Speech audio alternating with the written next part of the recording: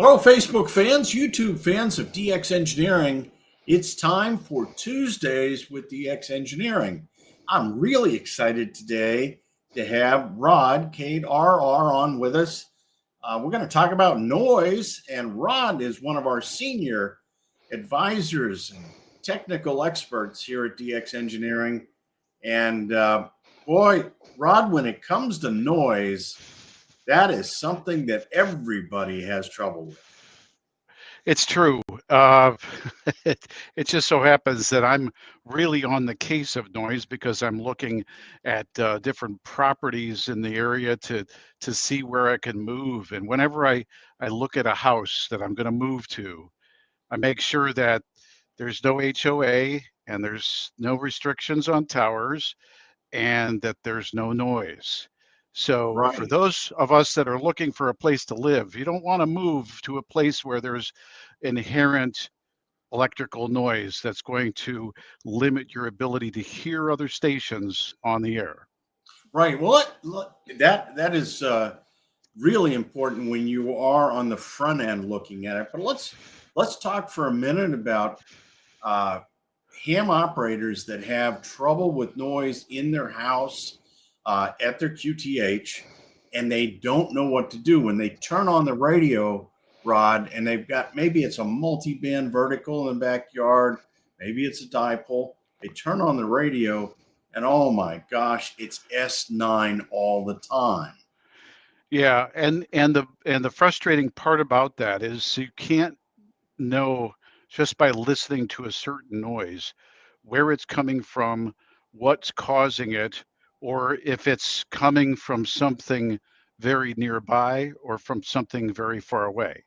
Unless you do some very specific troubleshooting measures by listening to different bands and different frequencies and then start using a directional antenna. And we can get into that later. Right, right, and we will, because we do have some techniques and some products that actually can help you find the noise. But Rod, one of the things that I have found at 53 plus years doing this, that the first thing you want to do is make sure your house is in order. And so, very very simple test, right? That's Battery right. powered receiver hooked to the antenna, all the connectors tight, and turn off the main breaker. Let's start with that. Start with turning off the main breaker in the house, and that's going to be disruptive to the family. If you have to do it when everybody's out or when everybody's been notified in the home that you're going to be killing all of the power and get ready to reset the clocks or what have you. But you kill the main power to the house, and if the noise goes away on your battery powered receiver or your battery powered transceiver that you use all the time. And it's important to use a really good receiver to test for noise, a good transceiver that can listen on a number of different bands to hear what bands the noise is on and which bands the noise is worse, and is it two different kinds of noise that are affecting one band and another. So you turn off the main breaker, and let's say, for example, the noise goes away, then that proves that the noise source is within your house. And then the next step is to turn on the main breaker, the noise comes back, and then you start, by a process of elimination, turning off individual breakers one at a time until you get to the circuit that turns the noise off. And then you can figure out from there what device or what light or what item unit is causing the problem. And a lot of times it's a wall transformer or an under cabinet low voltage light or some other dimmer switch or some other electronic device that's in the home that's creating that noise. And these are all the best tips, because this is where you have to start. So many times, I know guys will call in to you, Rod, and say, "Well, the noise sounds like this," and they'll put the phone up to the receiver, and you cannot discern what it is just by listening to it. There are some noise sound signatures that are on the internet that I have found that are really good for troubleshooting. But this method of turning off the main breaker and then turning off select breakers till you find the noise, a lot of times it's what we call self-inflicted, right? Self-inflicted noise. It could be a dimmer light, and the combination of a dimmer light and an LED bulb that's not intended to be dimmed, or it could be a switching power supply that's running some sort of low voltage light, or some sort of device, a portable radio, or some other household item. I mean, we have so many things. Sometimes it's a power supply for a router or for a modem or some other thing, which makes matters worse, because then that noise is being propagated on the cable system or on the electrical system in the house.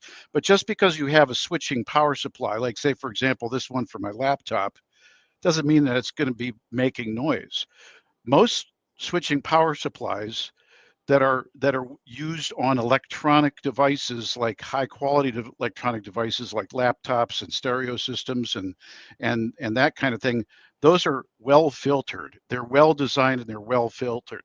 The problem comes in from the unfiltered, poorly designed switching power supplies that come with very cheap lighting and very cheap devices from places all over the world, actually, not just China, but places all over the world are making very poorly filtered items that say they may say on them that they're Part 15 compliant, but they really aren't. They just slapped a label on it and made up the fact that it was compliant. So just because you have a switching power supply doesn't mean that that's the going to be the source of the noise. So you could tell by unplugging individual switching power supplies around the house, wall transformers and whatnot, and find out if the noise goes away.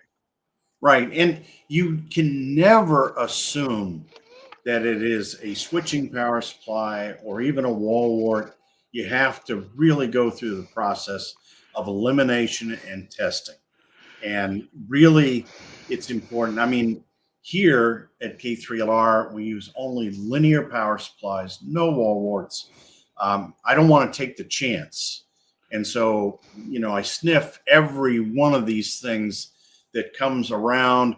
And then when we have friends and customers that have noise issues, we can use things like, I want to share the screen here, Rod, and I want to talk about a really uh, great product that WD8DSB developed. Let me know when you're seeing it, Rod. Yep, I have the noise loop on the screen now. Right, and the DX Engineering noise loop. It's pretty inexpensive, and look at the pattern, Rod. And what we're looking for is this front to back, this dip in the back end. This is where we're going to find the noise. And this is where the noise would peak. This is where the noise would null. And, if you look at Corey here, W3JL, you can see the termination and the feed point.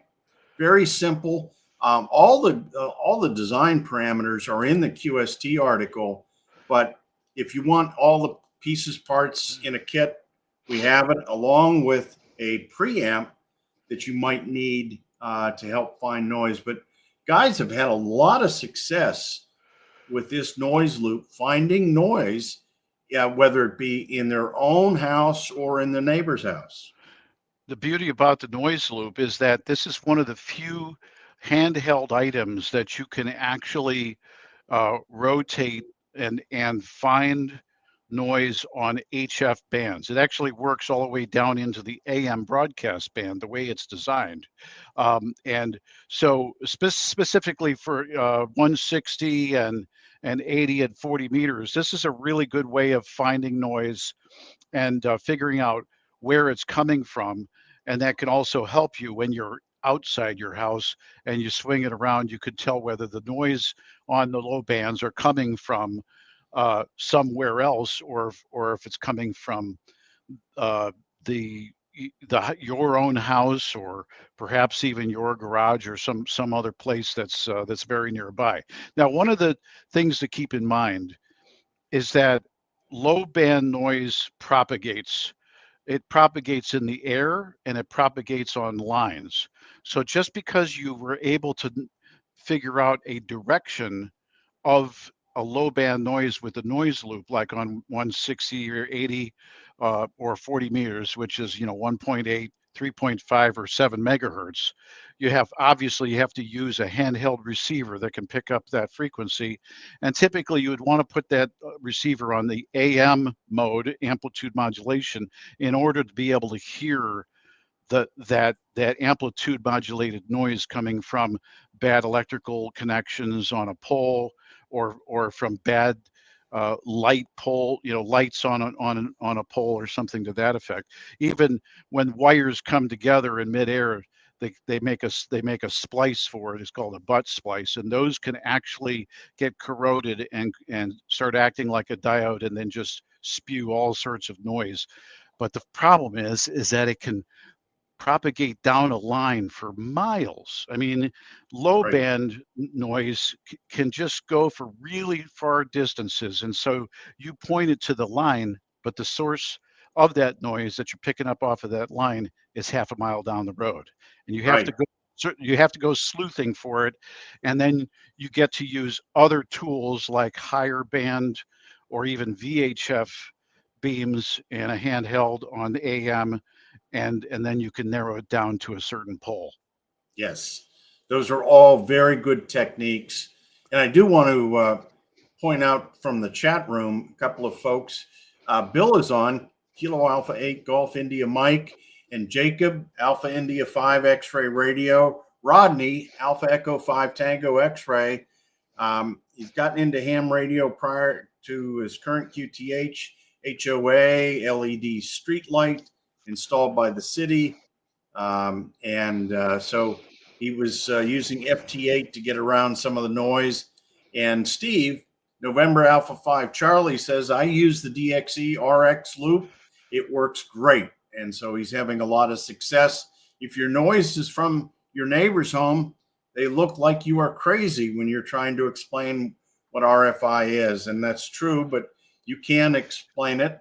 Mark, M0DXR, key part of WRTC trial this past weekend was looking for noise. The bandpass filters worked amazingly well. What tips would you give for planning to address noise that suddenly springs up? And what equipment or tools should we put in our itinerary? And I would think the noise loop would be one of those things.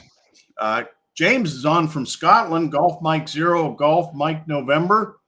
And let's see, we've got, I have an audio amp that has Bluetooth, creates more RF hash the more you turn it up.